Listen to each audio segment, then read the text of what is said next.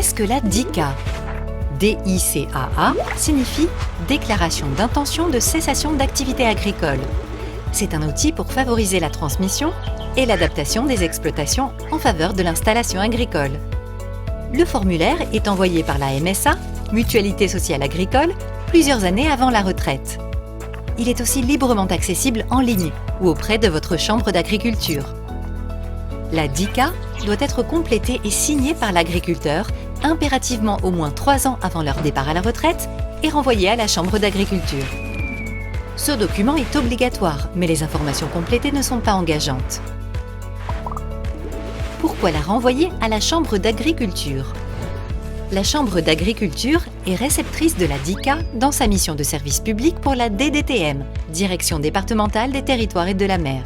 Elle dispose ainsi de données statistiques en termes de transmission d'exploitation.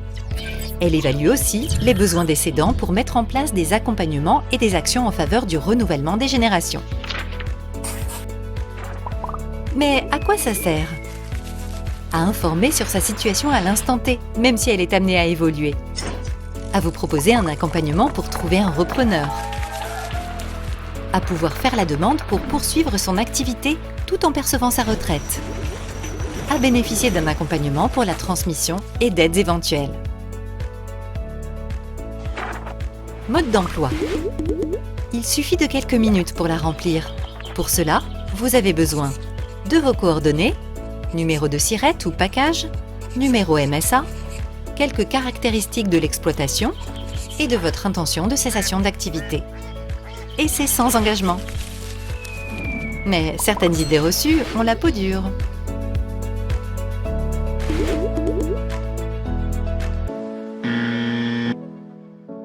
Quand j'ai commencé à penser à la retraite, pour moi c'était simple.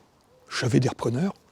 Pourquoi m'embêter avec des dispositifs de DICA, de répertoire à l'installation ? J'ai besoin de personne, j'ai des repreneurs. Pour moi, ils sont identifiés, ce sont mes enfants. Et pourtant, ça ne s'est pas passé comme ça devait se passer. Ça va se faire en 2 étapes. Installer d'abord une de mes filles, et puis d'ici 2 ans, installer la deuxième. Comme quoi, on ne maîtrise pas tout dans une session, et ça peut des fois ne pas se passer comme on avait prévu. Donc, pour moi, la DICA, c'est un point de départ dans cette réflexion au départ en retraite. C'est important de remplir cette DICA. On n'écrit rien dans le marbre. On se dit, je pense arrêter à telle date, et à l'heure d'aujourd'hui, je pense avoir un repreneur.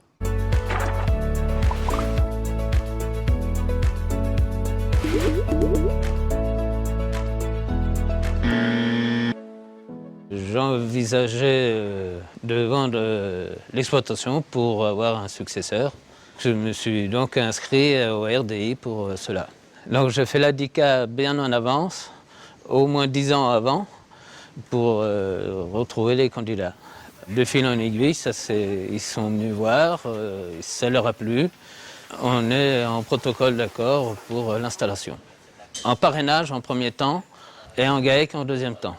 Ce qui facilite la transition pour les gens qui connaissent plus ou moins l'élevage. Ça nous oblige à se projeter et à penser à sa retraite. On n'anticipe jamais trop un changement radical dans sa vie. Il n'est jamais trop tôt pour penser à sa retraite. Dans les textes, c'est 3 ans minimum. Pour moi, 3 ans, c'est même à peine assez. Pour l'avoir vécu, c'est le minimum requis pour avoir droit à l'accompagnement.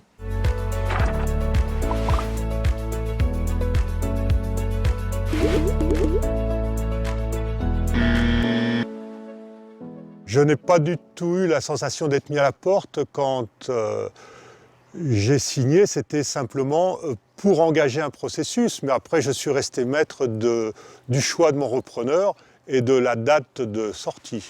C'est vrai que c'est toujours difficile de prendre cette décision, de dire on va arrêter 30 ou 40 ans de travail. Mais aussi, si on veut continuer de voir notre projet perdurer, il faut y penser avant qu'il soit trop tard. Moi, je voudrais insister sur le fait qu'une DICA, c'est une déclaration d'intention. Ce n'est pas une obligation. La personne qui ne veut pas arrêter de travailler, elle peut continuer. Ce n'est pas parce qu'on a mis une date d'arrêt d'activité éventuelle qu'on doit s'y tenir.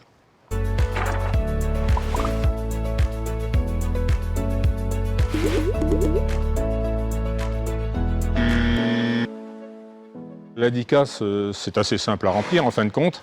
Ça nous permet d'enclencher vraiment cette réflexion par rapport à notre travail d'activité.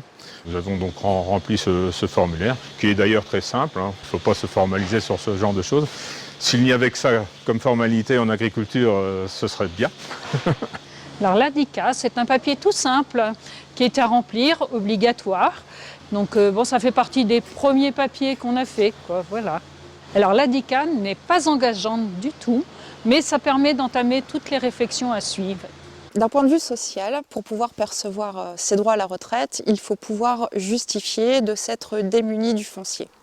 Poursuivre l'activité agricole tout en percevant ses droits à la retraite, c'est possible. Par exemple, lorsqu'on rencontre un litige avec un propriétaire en ce qui concerne le foncier. Pour cela, il faut formuler une demande de dérogation temporaire auprès de la DDTM, c'est la Direction départementale des territoires et de la mer. Pour pouvoir faire cette demande, il faut préalablement avoir retourné SADICA. L'avoir retourné 3 ans avant, c'est important. Sinon, la demande ne sera pas étudiée. On ne vit qu'une seule fois, un départ en retraite dans sa vie. On n'est pas forcément prêt.